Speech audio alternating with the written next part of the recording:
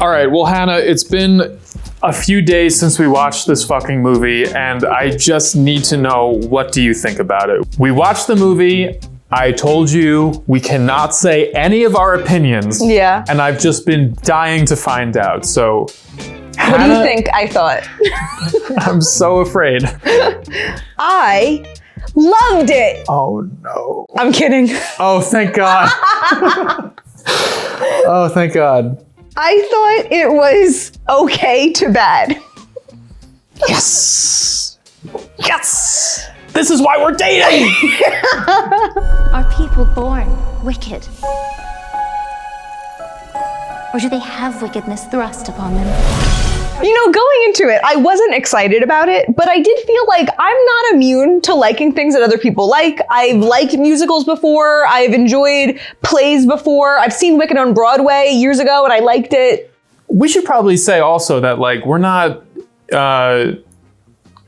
pretending to be movie critics, and we both went into this not excited for it at all, and just hoping that maybe it would win us over because everyone's raving about it. Yeah, I keep on seeing people online who are like, I've gone to see this 4 times.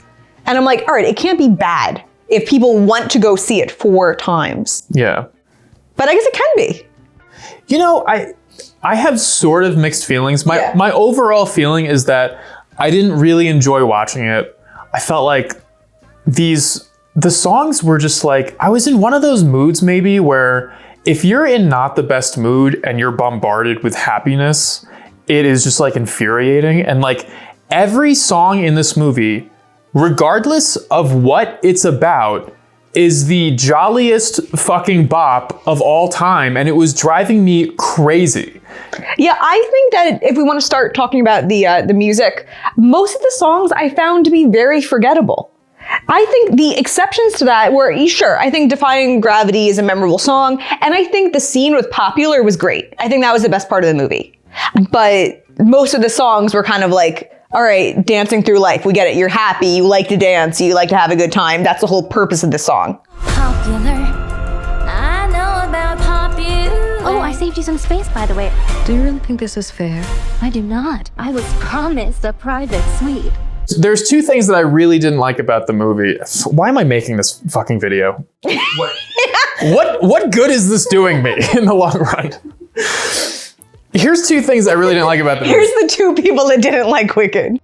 I was watching this movie under the impression that it was like literally a prequel to The Wizard of Oz. And so I was just getting mad. Because I said to you before it started, I was like, why can't characters just be evil and just love being evil? Like, the Wicked Witch is one of the greatest villains of all time. And there's so few movies where they have these like cartoonish villains that are just like cackling at how evil they are. And I love it because those performances are so fun to watch. I'll get you, my pretty, and your little dog too. But it's like the modern trend is to put all morality in a shade of gray. That sums up modern movies. Well, but it's also like it's more true to our understanding of people. Sure. Like I could see why the trend has moved that way. I totally understand, but there's like a couple movies where just don't do that. One is Star Wars and the other is this. You know, sometimes like the Emperor is an evil character and he laughs because he's so evil. It's great. Yeah. Leave it like that. Voldemort in Harry Potter. He's just a fucking evil guy. Like, no one wants to see, like, the origin of Voldemort. It's like... I bet people do want to see that. It's so fucking... I bet... Coming to theaters next fall. Voldemort, the origin. What makes a person wicked? Is it because he has no nose and everyone's laughing at it? Why the fuck don't you have a nose, Voldemort? He's like, why iota? Yeah. But I think, like, this is essentially fan fiction. This is like fans of Wizard of Oz wrote this years ago. So like to me, this doesn't negate anything from the Wizard of Oz. Yeah, well, let me finish that thought. Just that, so I read online that it's like not canon to the original. So I was like, okay, that's better. Yeah. But the other thought I had was that it's way too long of a movie for the story they're telling that you could sum up in like 2 sentences, you know? It's like, what happens the whole movie? That was my thought too. Nothing happened. They went to school, they decided to be friends, and then they went to see the wizard. Like, I think the only thing this movie accomplished was like, how did she get her costume? How did she start wearing a pointy hat? Ooh, Galinda gave it to her. That's it. Yeah, the whole thing is Easter eggs. I had a muffled laugh because I really try and be respectful in theaters, but when she puts the cape on, Ariana Grande is like, take this cape so you won't be cold, because when you fly, clearly it's gonna, you know. Clearly. But yeah, she puts the cape on and they have this really dramatic shot where she like spins around and the music is like triumphant. And I'm like, pfft. Can we talk about that scene too? Yeah. Then this is kind of like a nitpicky, like, sure, you have to like suspend belief, it's a musical, blah, blah, blah. But like, so there's the guards outside the door trying to break in to get Elphaba. So they're there, we hear the loud noises of them like hitting the tree trunk into it or whatever. Yeah. Then we stop hearing the loud noises so they can have an emotional moment. I think this is the moment with the cape. And they're singing at each other and they're really enjoying each other. And then they finally get in. So it's like, are they outside like trying to figure out how to get in? They just hear these girls singing in there. Yeah, I thought about that too. And then they come in, right as they come in, Elphaba gets away. She gets away, they have Ariana Grande, and then she does like a once around on her broom and then comes back and then sings at them. I made a note right when the movie stopped because I was like, I just had a funny, stupid thought that I just wanted to write down because we couldn't talk about it. And I was like, what if Luigi shoots the guy, you know, gets away from the corner. They don't know where he went. And then like all the authorities there. And then a minute later he comes back and he's like, everybody deserves healthcare. And they're like, dude, we caught you now. Like, why didn't you come back to sing at us? That'd be very funny. Yeah. I shot Brian Thompson. Yeah, this beautiful uplifting story. It's like, why did you get away just to come back? He's fucking dead and no one gives a shit. Yeah. Might lose a few subs from that one. I don't know. You might gain some. This is the second movie coming out this year where there's a witch in it. And there's prominent roles that should have been given to dwarves, and they're not. What roles? So Munchkin Land. There's no Munchkins. There's no little people in the whole fucking movie, and I'm like.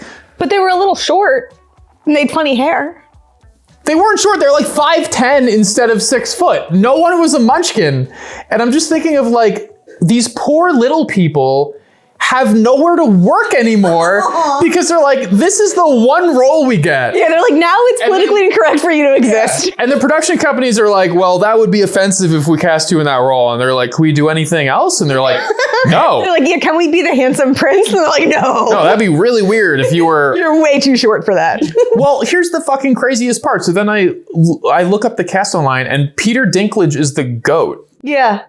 So they were like, you can't be a Munchkin because that's offensive, but do you want to be a goat? Do you want to be an animal? Is an animal better? And that's another thing with like why the movie felt so childish. It's like the teacher is a goat. Like that's the central plot is about talking animals. Well, I will say that when it started out and it had like the talking bear and I think it was like some animal delivering the child, maybe it was a wolf. I did think it was kind of cool. I was kind of down with it, but then I was less interested. Like I thought it would have been cool if it was something that was kind of happening that they weren't really addressing. And then it made it less cool that they're like, no, this is a huge plot point about like the animals being persecuted. Yeah. And I thought it was a funny conversation that me and you had because you got up to use the bathroom at a certain point. And it was during the scene where they're in class and the goat professor comes in and he's like, this will be the last time I'm teaching you guys. They banned animals from teaching at the school. And the students are like, what? And then like the guards come in and they like pull him out and he's like, this won't be the last you hear from me. And he like drops his glasses and it's really sad. And you were like, so why did they decide that when we were talking about it after? And I was like,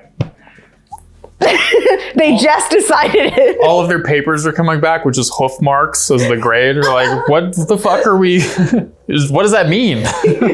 Maybe they didn't do this because it would be too generic, but I'm pretty sure one of the first songs that Elphaba sings at the university is she has a lyric about not wanting to de-greenify herself or whatever when she meets the wizard.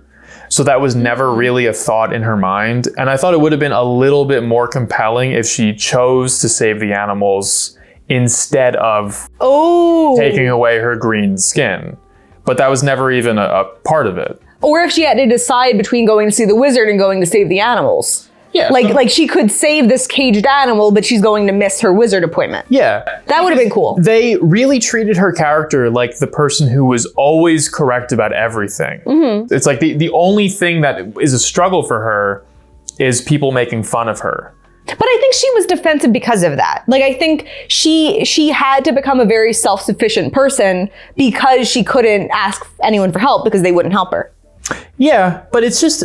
It didn't feel very compelling, and like I agree though. In a different movie, right? So if she was a male character, like, and she got her ass kicked halfway through the movie, it would hit harder than just people laughing at her. I felt like there was a lack of drama and a lack of stakes in the movie. True. Yeah. The worst thing she goes through is she goes to a dance.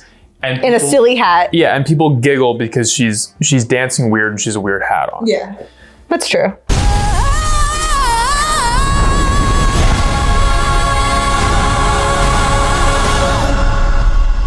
You know, sometimes I make these videos and I'm like, it really just feels so insulting. Like, God forbid anyone who makes one of these movies who spent years of their lives. And we're like, duh. Yeah, we're like, oh, nice try.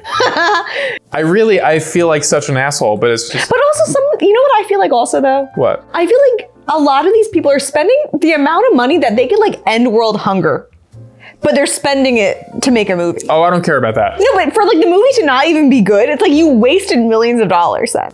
Well, you know, most of it usually comes down to like script problems. And it's, you know, it's like going, when I was in film school, the thing about film school is you realize that everyone is trying really hard and everyone's making dog shit, you know? And it's like, when I hear other people online saying like, these filmmakers are lazy or like blah, blah, blah. It's like, no, they're not lazy. They're trying really hard. I promise you. If you're in this industry, they are trying so goddamn hard. It's just, there's something about reading a script where it's really difficult to determine if it's good or not. Because only so many people can read something like that and visualize it in their head as a movie. Well, I think also if they're so close to it, they can't take a step back and see how it would look with fresh eyes. Yeah, I mean, that's part of it too, but it, you know, it's so easy to see a finished product and just tear it to shreds because anyone can do that, but it's so absurdly difficult to make something, and it's something I always think about. So I feel like an asshole, and that's the video. That's it. All Subscribe for more. Kevin's here to be an asshole once every 3 months. I'm doing this because I'm too scared to make a movie myself. And broke. And broke. Mainly broke, I guess. Yeah. I would make a movie. Yeah. All right.